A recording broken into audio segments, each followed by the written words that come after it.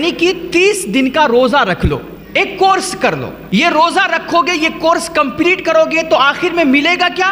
سند کون سی ملے گی؟ سرٹیفکیٹ کون سا ملے گا؟ روزہ میرے لیے۔ اب یہاں پر یہ بات بھی قابل غور ہے کہ بھائی سجدے بھی تو اللہ ہی کے لیے کیے جاتے ہیں، نماز بھی اللہ ہی کے لیے پڑھی جاتی ہے، لیکن اللہ نے یہ نہیں فرمایا کہ نماز میرے لیے ہے، اللہ نے یہ نہیں فرمایا کہ سجدہ میرے لیے ہے، خاص کر کے اللہ رب العزت نے فرمایا کہ روزہ میرے لیے ہے۔ روزے کو اللہ نے خاص کیوں کیا؟ اس کی وجہ کیا ہے؟ السلام علیکم ورحمۃ اللہ تعالی وبرکاتہ۔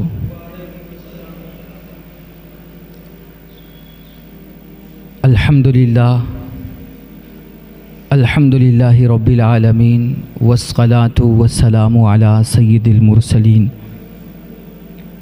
وعلی آلہ واصحابہ واہل بیتہ وذریاتہ اجمعین، اما بعد فاعوذ باللہ من الشیطان الرجیم، بسم اللہ الرحمن الرحیم۔ یا ایہا الذین آمنوا کتب علیکم الصیام کما کتب علی الذین من قبلکم لعلکم تتقون۔ صدق اللہ العظیم وصدق رسولہ النبی الامین المتین الکریم،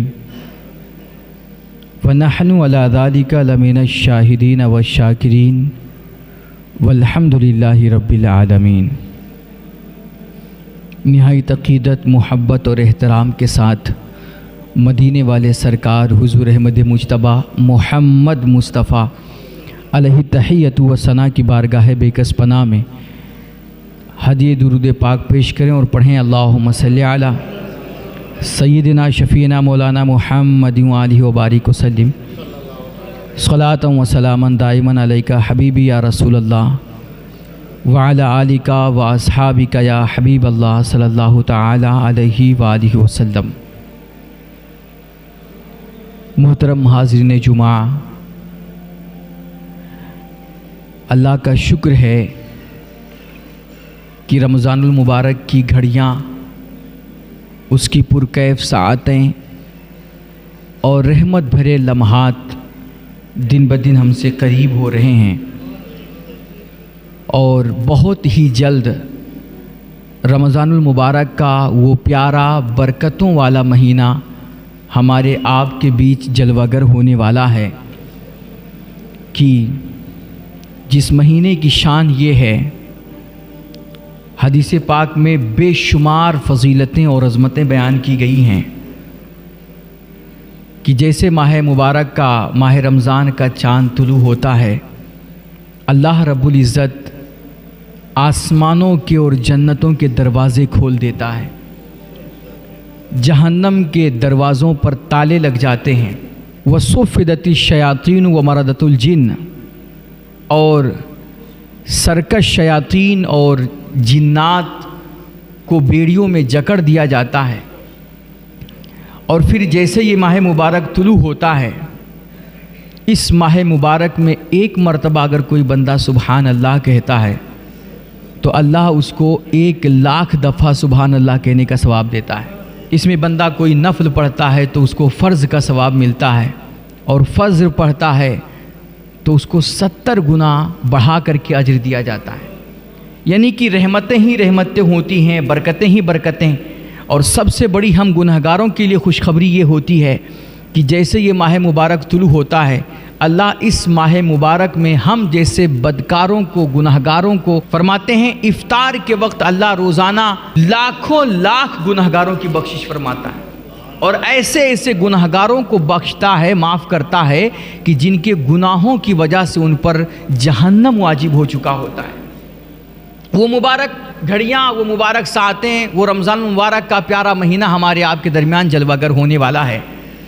رمضان تمام مہینوں میں سب سے افضل مہینہ ہے، اور اس ماہ مبارک کی سب سے بڑی شان یہ ہے کہ اس مبارک مہینے میں اللہ کا کلام نازل ہوا، قرآن مقدس نازل ہوا، اور اس مبارک مہینے میں اللہ نے ایک رات ایسی رکھی، ایک رات جس کو ہم لوگ شب قدر کہتے ہیں، لیلۃ القدر کہتے ہیں۔ لیلۃ القدر کی ایک لمحے کی عبادت 1000 مہینوں کی عبادت سے افضل ہوا کرتی ہے۔ تو تو یہ اللہ کا بے پناہ کرم ہے، اس کا احسان ہے کہ وہ کریم ہم لوگوں کو خیر و عافیت کے ساتھ، ایمان کی سلامتی کے ساتھ وہ پیارا مہینہ ایک بار زندگی میں دوبارہ عطا کر رہا ہے۔ رمضان ابھی ہم لوگ دیکھ رہے ہیں سوشل میڈیا پہ عام طور پہ ہوتا کیا ہے کہ جیسے گرمیوں کی چھٹی ہوتی ہے تو یہ اسکولوں میں کالجوں میں پڑھنے والے طلباء جانتے ہیں، اسٹوڈنٹس، کہ عام دنوں میں 15 دن کا ایک کورس چلایا جاتا ہے، مہینے بھر کا ایک کورس چلایا جاتا ہے، اور ورکشاپ ہوتا ہے، تربیتی ورکشاپ ہوتا ہے، سمر کلاسز چلائی جاتی ہیں، کوئی 2 مہینے کا کورس کرا رہا ہے، کوئی 3 مہینے کا کورس کرا رہا ہے، اور ہر ایک کورس کمپلیٹ کرنے کے بعد آخر میں جو بھی کورس کرنے والا ہوتا ہے اس کو کوئی سرٹیفکیٹ بھی دیا جاتا ہے، ایک سند بھی دی جاتی ہے۔ یہ رمضان کا جو مہینہ آ رہا ہے نا، اسی طرح رمضان کا مہینہ بھی گویا ایک کورس کا مہینہ ہے، ایک کورس کا مہینہ ہے، کلاس گویا ہماری آپ کی لگے گی، اور اس میں باقاعدہ ہمیں آپ کو اپنی کردار سازی کی ٹریننگ دی جائے گی، اپنے اخلاق کو سنوارنے، اپنے کردار کو نکھارنے اور خود کو ایک بہتر انسان بنانے کا گویا ایک کورس ہے یہ رمضان کا مہینہ۔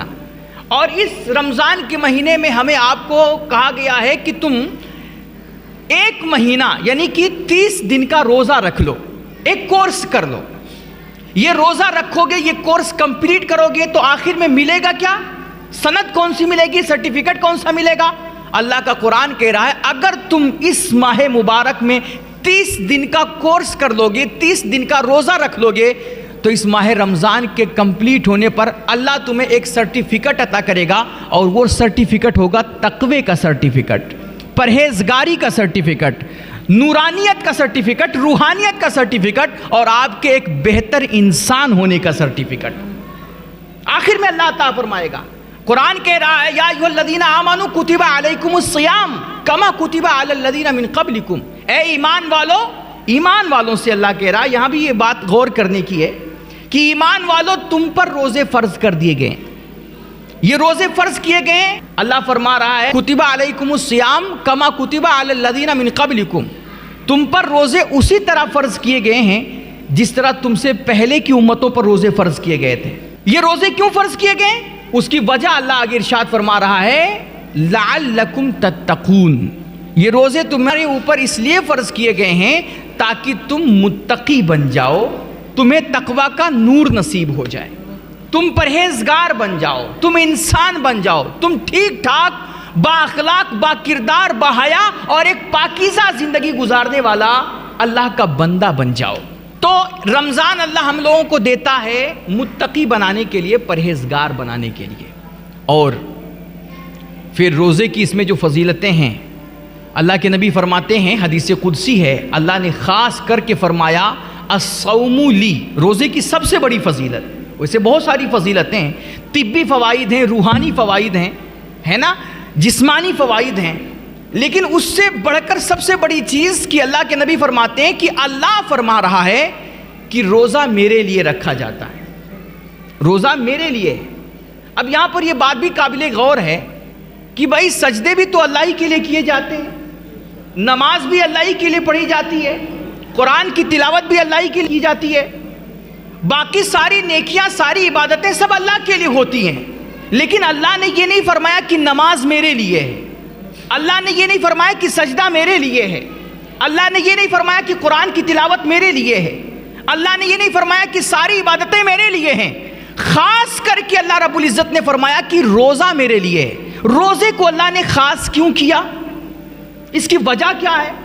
اس کی وجہ یہ ہے میرے بھائی کہ دنیا میں جتنی بھی عبادتیں ہوتی ہیں نا، انسان کبھی کبھار غیر اللہ کو بھی کر لیا کرتا ہے، جیسے سجدہ، کسی کے سامنے جھکنا، یہ کبھی کبھار انسان پیڑوں کے سامنے، پتھروں کے سامنے بھی جھک جاتا ہے، پے کرما جیسے خانہ کعبہ کا طواف کرنا، یہ بھی عبادت ہے، لیکن اور چیزوں کا بھی پے کرما ہوتا ہے، طواف ہوتا ہے، غیر اللہ کی قسم لوگ کھاتے ہیں، غیر اللہ کے نام پر لوگ قربانی کرتے ہیں، غیر اللہ کے نام پر لوگ منتیں مانتے ہیں، تو یہ سب چیزیں غیر اللہ کے لیے بھی ہوتی ہیں۔ دنیا کی تمام ادیان میں، تمام مذاہب میں، تمام شریعتوں میں اگر روزہ رکھا جاتا ہے نا تو وہ خالص اللہ کے لیے ہی رکھا جاتا ہے، کبھی کسی غیر اللہ کے لیے کسی نے روزہ نہیں رکھا۔ تو یہ اٹل حقیقت ہے کہ باقی عبادتیں وہ کسی اور کے لیے بھی ہو سکتی ہیں، انسان غیر اللہ کو بھی کر سکتا ہے، لیکن روزہ واحد دنیا کی عبادت ہے جو صرف اللہ کے لیے کیا جاتا ہے۔ اور روزے کی ایک خصوصیت یہ بھی ہے کہ اور کوئی عبادت آپ کرو گے تو اس میں آپ کو کچھ کرنا پڑے گا۔ مثلا آپ نماز پڑھ رہے ہو تو آپ کو پہلے پاک ہونا پڑے گا، وضو کرنا پڑے گا، پھر آپ کو کھڑے ہو کر کے نیت باندھنا پڑے گا، قیام کرنا پڑے گا، رکوع کرنا پڑے گا، سجدہ کرنا پڑے گا، قرآن کی تلاوت کرنی پڑے گی، تسبیح و تحمید کرنی پڑے گی، یعنی اور عبادتوں میں آپ کو کچھ کرنا ہے۔ حج کے لیے جا رہے ہو تو آپ کو حج کے لیے جانا ہے، وہاں طواف کرنا ہے، وہاں قربانی کرنی ہے، کوئی بھی عبادت کرو گے تو آپ کو کچھ نہ کچھ کرنا ہوگا۔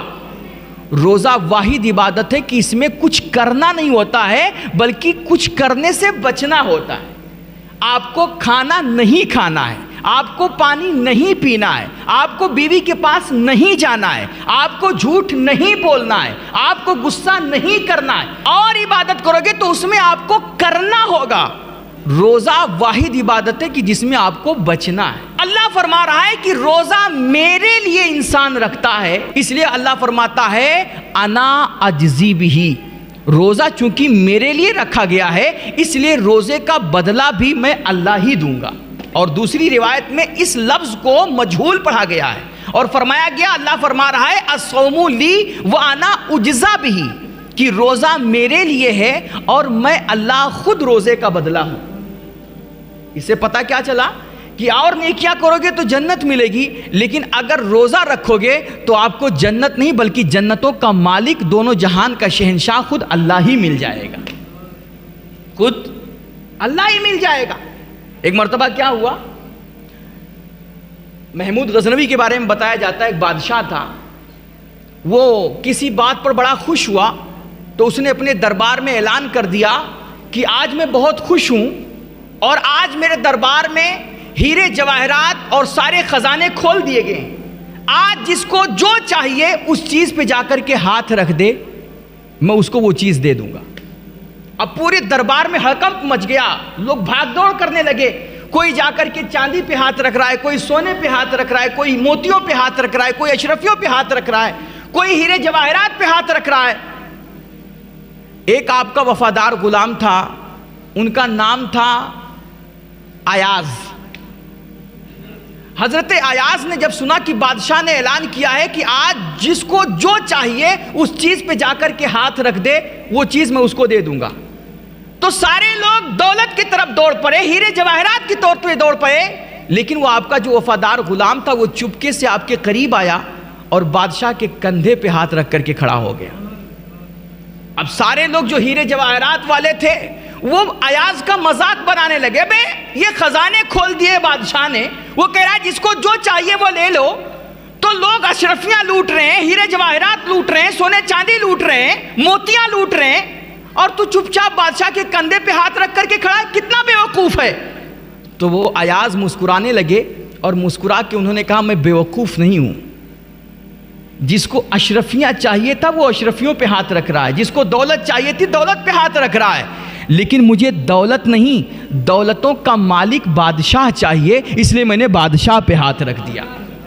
اور جب بادشاہی اپنا ہو گیا تو پھر ہمیں دوسری چیزیں لینے کی ضرورت کیا ہے؟ بادشاہ کے سارے خزانے اپنے ہو گئے تو اب بادشاہ کی ساری سلطنت، سارا تخت اور سارا راج ہمارا ہو گیا، چونکہ بادشاہ ہمارا ہو گیا۔ میرے بھائی اور نیکی کرو گے تو آپ کو جنت ملے گی، لیکن اگر آپ رمضان میں روزے رکھو گے تو اللہ فرما رہا ہے جنت نہیں بلکہ جنت کا مالک اللہ ہی مل جائے گا۔ اور کہتے ہیں جس کا رب اس کا سب، جس کا رب اس کا سب، پھر ٹینشن کیا؟ ہمارے یہاں ایک لفظ بولتے ہیں سیاں بھئے کوتوال تو ڈر کاہے کا، کیا کیا؟ جب مالک ہی اپنا ہے، جس کے ایک لفظ کن سے ساری دنیا کے تقدیریں بنتی اور بگڑتی ہیں، جب وہ اللہ ہی اپنا ہو گیا تو ڈر کاہے کا بھائی؟ کسی سے ڈرنا کیا، کسی سے سہمنا کیا، کسی سے خوف کیا کھانا؟ وہ اللہ راضی ہے تو پھر دنیا کی فکر کرنے کی ضرورت نہیں ہے۔ بہرحال بات یہاں پہ ہم ختم کرتے ہیں کہ رمضان المبارک آ رہا ہے، یہ بڑا بابرکت مہینہ ہے، بڑا پاکیزہ مہینہ ہے، इस माह मुबारक में आप अपने दिलों को पाक कर लीजिए, साफ कर लीजिए, गुनाहों से तौबा कर लीजिए। और तौबा में कोई शर्म नहीं मेरे भाई, कोई इसमें बेइज्जती नहीं, कोई रुसवाई नहीं है। इज्जत के साथ मैं आपसे अर्ज़ करता हूँ, वल्लाह किसी से कोई दुश्मनी नहीं है। जो कल हुक्म सुनाया गया, इससे पहले जुमा को सुनाया गया, आप उस पर अमल कीजिए। और खुदा की कसम, अल्लाह की कसम मैं कह रहा हूँ, ज़ाती दुश्मनी किसी से नहीं है। अगर आप शरीयत की पाबंदी करते हैं, वक्त पड़ेगा मैं आपका कदम भी चूम लूंगा, आपके कदम पे भी गिरकर के आपको मनाऊंगा और आपको अपने सर पे पलकों पे बिठाऊंगा। लेकिन हाँ, अगर शरीयत के साथ गुंडागर्दी करेंगे, दबंगई दिखाएंगे, तो मौलाना का रूप आपने अभी तक सीधा वाला देखा है, लेकिन अभी हम कल से परसों से सुन रहे हैं सारी चीजें, सीधी सीधी सी बात। चूंकि जब बात आएगी मेरे मुस्तफ़ा की शरीयत की, दीन की और इस्लाम की ना, फिर मौलाना को मामूली मत समझिएगा भाई। जाती दुश्मनी नहीं करनी हमें। आप मुझे गालियां दो, शौक से सुन लूंगा। आप मेरे पीछे बुराइयां करो, शौक से सुन लूंगा। लेकिन अगर मेरे नबी की शरीयत का मजाक बनाया गया तो खुदा की कसम मैं उसका कतान लिहाज नहीं करूंगा, जिसको मुस्तफ़ा की शरीयत का लिहाज नहीं होगा। इसलिए इज्जत के साथ हाथ जोड़ करके अर्ज कर रहा हूं, दबंगई मत कीजिए। यह शरीयत का हुक्म है, शरीयत के सामने अपने आप को सरेंडर कीजिए। इज्जत अल्लाह आपको अता फरमाएगा। मैं इज्जत नहीं दे सकता, दुनिया इज्जत नहीं दे सकती। आप जितना शरीयत के करीब होगे, दीन से जुड़ोगे, मुस्तफ़ा के गुलाम बन करके रहोगे, अल्लाह दोनों जहान की सुरखरुई नसीब फरमाएगा। इसलिए इस तरह की कोई बातें ना की जाएं और हमारे कौम में इफ्तराक ना पैदा किया जाए और फितना फसाद ना किया जाए। बाकी अगर कोई गुंडई कर रहा है तो वो कितना भी, कहते हैं गुंडई करने से आपकी बुराइयां नहीं छुपेंगी, गुंडई करने से बुराइयां नहीं छुपेंगी, आपके ऐबों पे पर्दा नहीं पड़ेगा। जो है वो है और शरीयत का हुक्म वाज़े कर दिया गया है। अल्लाह हम सबको अमल की तौफीक रफ़ीक अता फरमाए। वाखिर दावाना अल्हम्दुलिल्लाहि रब्बिल आलमीन। अस्सलामु अलैकुम।